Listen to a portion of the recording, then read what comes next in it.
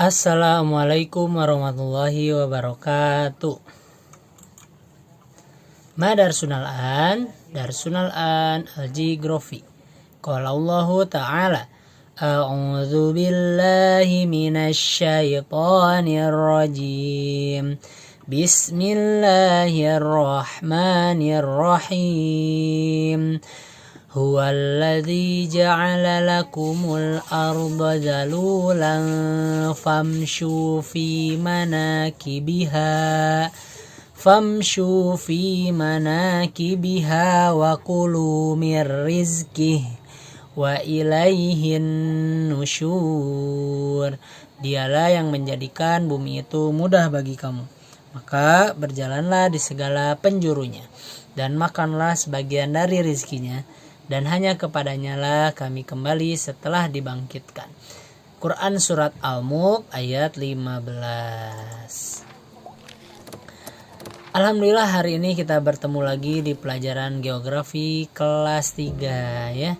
Apa kabarnya semuanya anak-anak solih dan solihah kelas 3?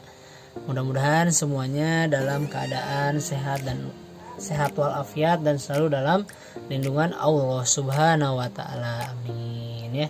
Dan hari ini kita akan belajar tentang mengetahui ciri-ciri tempat bersejarah nih ya.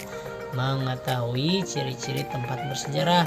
Setelah minggu kemarin kita udah lihat ya video tentang tempat-tempat bersejarah. Terus kalian juga sudah menuliskan tempat bersejarah di Sukabumi ya. Nah, sekarang kita melihat ciri-cirinya tuh apa tempat bersejarah itu ya. Yang pertama, nah, nih ciri-ciri tempat bersejarah. Nih, yang pertama, tempatnya itu biasanya memiliki sejarah ya pastinya ya. Ini contohnya ada masjid ya yang di Aceh ini ya. Masjid yang di Aceh ini salah satu tempat bersejarah juga ya. Kenapa tempat bersejarah ini didirikannya oleh kerajaan Aceh pada di awalnya tuh pada tahun 1200 dibangunnya tuh ya.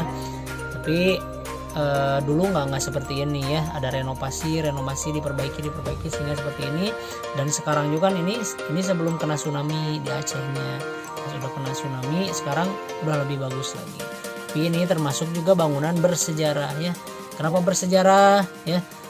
Kan setiap tempat yang bersejarah itu pasti punya cerita ya, punya cerita yang dulunya tuh seperti apa. Nah, itu biasanya tempat bersejarah itu ya. Memiliki sejarah tuh memiliki kisah atau cerita yang dulunya tuh seperti apa, yang itu tuh sangat penting tempatnya tuh waktu dulunya, sampai sekarang masih ada, makanya disebut tempat bersejarah ya. Ini memiliki sejarah yang pertama. Yang kedua, nih tempatnya tuh biasanya dikunjungi oleh orang-orang ya, dikunjungi oleh banyak orang.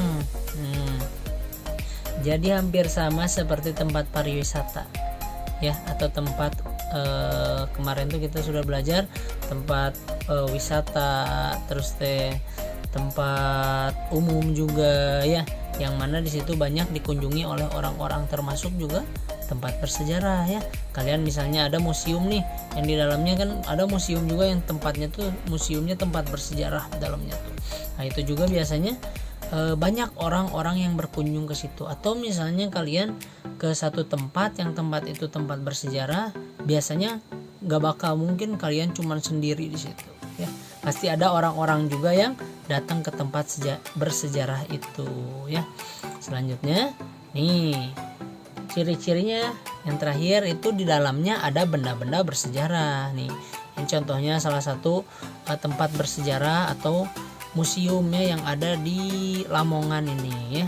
Ini di dalamnya tuh banyak benda-benda yang bersejarah atau benda-benda peninggalan pada saat zaman dulu gitu ya. Ini benda-bendanya ini sejarah-sejarahnya sejarah Islam ini yang di Lamongan ini ya.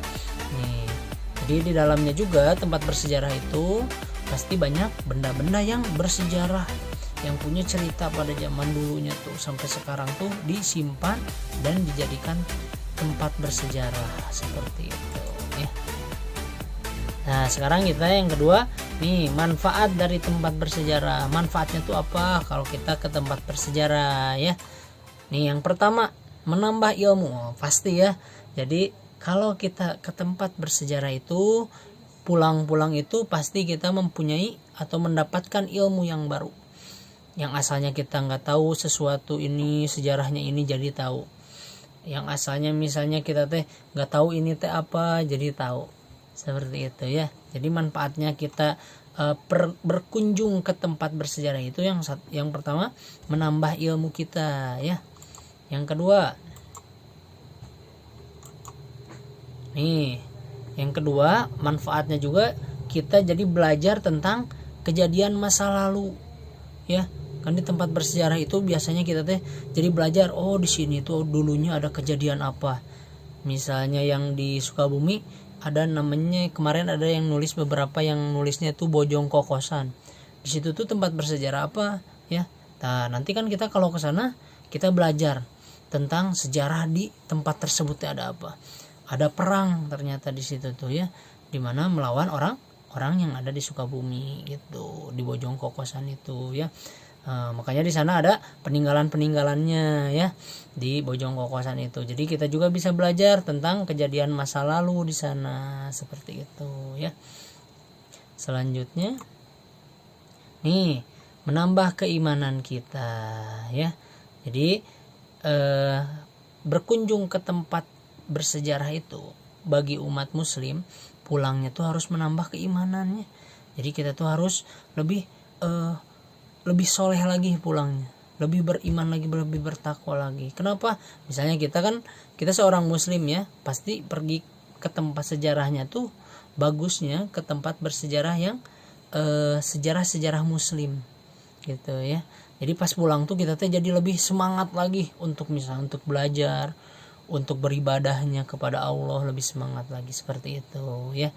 Jadi misalnya kita nih, mudah-mudahan nanti ada yang ke Turki, terus nanti bisa belajar ke sana, terus lihat di sana ada peninggalan terkait waktu zaman Sultan Muhammad Al-Fatih di sana.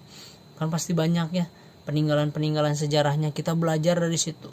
Bagaimana Sultan Muhammad Al-Fatih itu dari kecilnya belajarnya sehingga bisa menguasai atau bisa menang melawan orang-orang kafir di sana, seperti itu gitu ya. Jadi saat pulang dari tempat bersejarah, kita seorang muslim itu harus menambah atau bertambah keimanan kita kepada Allah gitu ya. Ya alhamdulillah untuk hari ini pelajaran geografinya cukup. Mohon maaf bila ada salah kata dari Bapak, salah ucapan dari Bapak, dan mudah-mudahan apa yang Bapak sampaikan bermanfaat untuk kita semua, dan juga mudah-mudahan kalian juga bisa memahami dengan baik ya. Kita tutup dengan doa kifaratul majlis. Subhanaka Allahumma wa bihamdika astaghfiruka wa atubu ilaik.